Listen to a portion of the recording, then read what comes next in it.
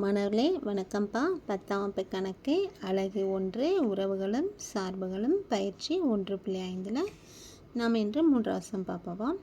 f of x equal to 2x minus 1 g of x equal to x plus 1 by 2 எனில் f compo g equal to g compo f equal to x என காட்டுக அப்படின்னு கொடுத்துருக்காங்கப்பா.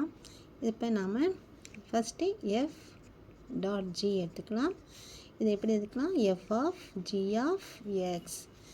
அப்படின்னா இங்கே வருது f of g of x உடைய இது என்னது? x plus 1 by 2 இது ஃபுல்லாக எதாச்சும் சரியாப்பா.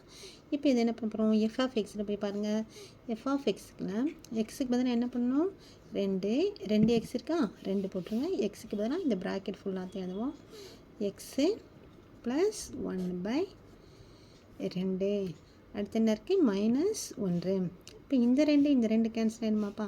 அப்போ நமக்கு இங்கே இருக்கிறது எக்ஸ் ப்ளஸ் 1 -1 -1 + 1 கேன்சல் ஆகிடுச்சுன்னா நமக்கு எக்ஸு யார் இது?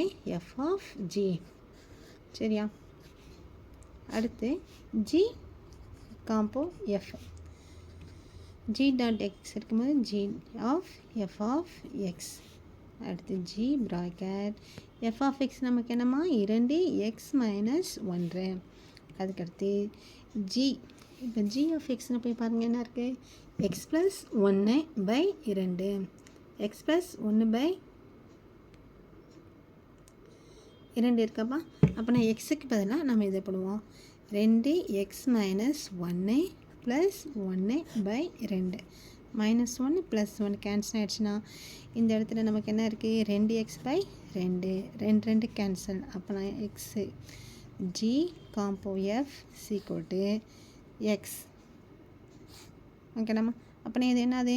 F dot g = g dot f = நமக்கு என்னம்மா கிடைக்குதுங்க? எக்ஸு என நிரூபிக்கப்பட்டது. எதுக்கு வேண்டாம். தேங்க்ஸ்மா.